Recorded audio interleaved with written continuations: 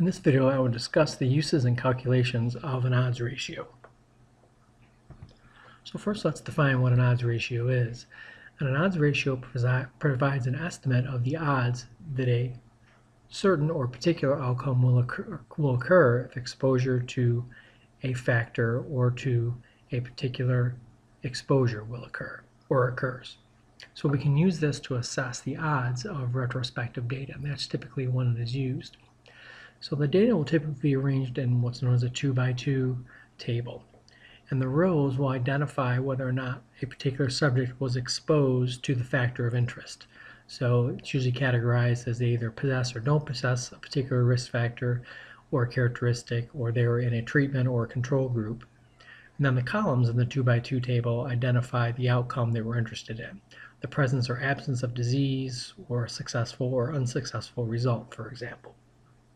So when we present the data and organize the data, we will organize it in what's known as this 2x2 table. So the rows here represent the exposure or characteristic of interest. You could also consider this to be the independent variable. So the top row is typically going to be populated with subjects who were exposed or did have the characteristic of interest. So this might be the treatment group, and then the row below will be the control group. The top row might be exposed to a particular risk factor, and then the bottom row might be not exposed to the particular risk factor. And then the columns, we have what's known as the case or controls columns. In the left-hand column, and this again is going to represent the outcome, the left-hand column will represent people that do have the outcome they were interested in. In this case, they do have the disease, or they do have a symptom, or they were successful in their treatment. And then the right-hand column will be the controls, or the people that did not have success or do not have the disease. And then so each of the cells, these 4 cells here in the center, will then be populated with the frequency of individuals who fit each combination of these rows and columns. So the A cell would be people who were exposed to the treatment or to the risk factor and did have the outcome of interest. B would be people exposed to the treatment or the risk factor that did not end up with the outcome of interest, and so forth. And so we're going to use these cell designations and then the values that are placed into them to actually calculate the odds ratio. So there's 2 different formulas that you can utilize, and they'll both give you the same outcome. And you can see them represented here by the different letters. So once we populate these cells with actual values, frequencies, we can then calculate the odds ratio. So let's talk about how we interpret the odds ratio. So we typically will use this as a measure of effect size and also as a measure of clinical significance when we're dealing with nominal scale data in which we have 2 levels of an independent variable and then 2 levels of a dependent variable or outcome variable. So once we calculate our odds ratio, if the odds ratio is close to 1, that indicates that the odds of the outcome occurring are equal whether you were exposed to the treatment or weren't exposed to the treatment. So it's saying that there will be an equal probability that you will have the outcome of interest, so it doesn't matter which group you're in. It's independent of the group you belong to. If we have an odds ratio less than 1, then the people that were exposed to the treatment are less likely to have the outcome occur. If the odds ratio is greater than 1, then the people exposed to the treatment are more likely to have the outcome they were interested in to occur.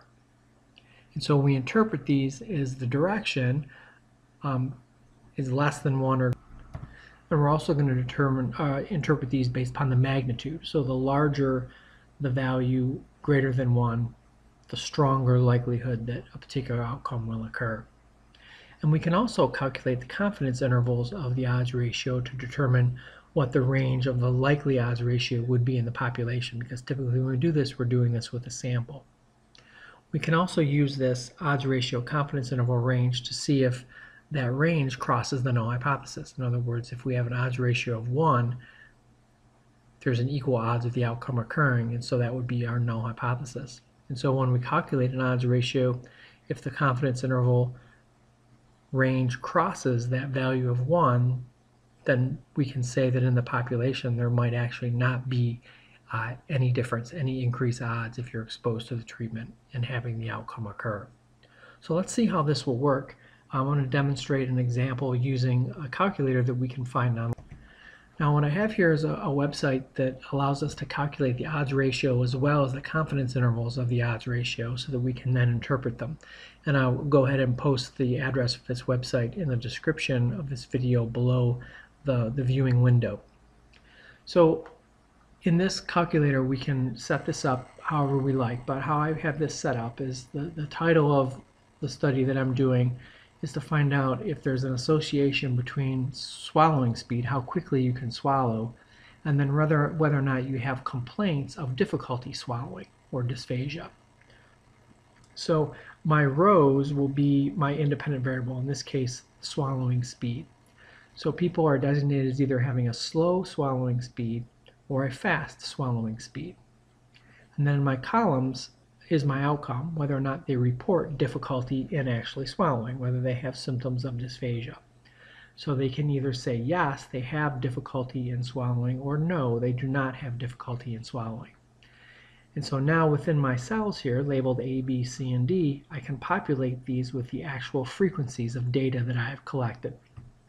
So let's say I've collected the fact that of people that have slow swallowing speed, which I've measured previously, there are 26 people with slow swallowing speed that have complaints of swallowing difficulty. And there are 17 of those people with slow speeds that do not have reports of difficulty. Now for people that have fast swallowing speeds, 5 of them reported difficulty with swallowing and 39 of them did not report difficulty with swallowing. So here now I have my values indicated into my cells. So I could go ahead and use that formula that we looked at on one of the previous slides to calculate this by hand, but we're going to go ahead and let the calculator do that for us. So then once we have our data entered in, we just click Calculate Results, and we get an odds ratio of 11.9. So how we interpret this then is that we look at the top row in the left-hand column. So what we're saying is the people that have a slow swallowing speed are more likely to have reports of difficulty swallowing by about 11 or about 12 times more likely. So we typically report this as someone who has slow swallowing speed is 12 times more likely to have reports of difficulty compared to someone who has a fast swallowing speed. So this gives us the indication that if you have a slow swallowing speed, you are much more likely, about 12 times more likely, to have reports of difficulty swallowing. So typically if we have an odds ratio that is greater than 1, what we're saying is if I have this characteristic of interest, in this case slow swallowing speed, I'm more likely to have the outcome of interest. In other words, difficulty swallowing. So the larger this value is, the more likely it is, the more stronger this relationship is, the more clinical significance there is in this particular relationship.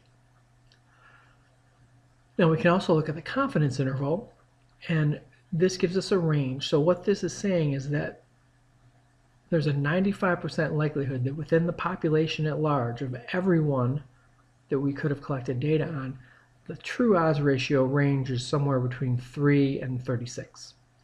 So the lowest possible odds ratio that we could see in the population would be 4. In other words, people with slow speed are 4 times more likely to have difficulty swallowing, or it could be as high as 36 times more likely.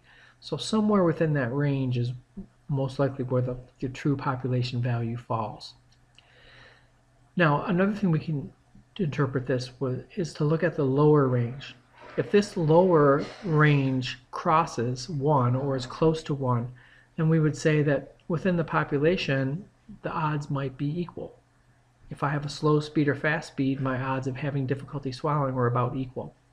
But because this lower confidence interval range does not cross or come close to 1, then we can conclude that within the population that having a slow swallowing speed is going to increase your odds of having reports of difficulty swallowing. So that's how we can use the odds ratio to then place kind of an effect size or a magnitude of effect and give us some idea of the clinical significance of what relationship we might be seeing.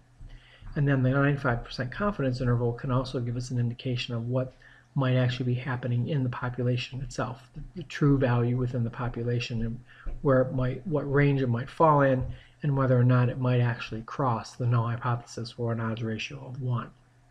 So to summarize, we learned about what the odds ratio was, how to calculate it by hand, and also how to use a electronic calculator to calculate it for us, how to interpret the odds ratio value itself, and also how to use the 95% confidence interval of that odds ratio to make some conclusions about the clinical significance, as well as make inferences about what might actually be happening in the population at large. So hopefully you've enjoyed this video and you've learned something from it, and good luck using this technique on your own.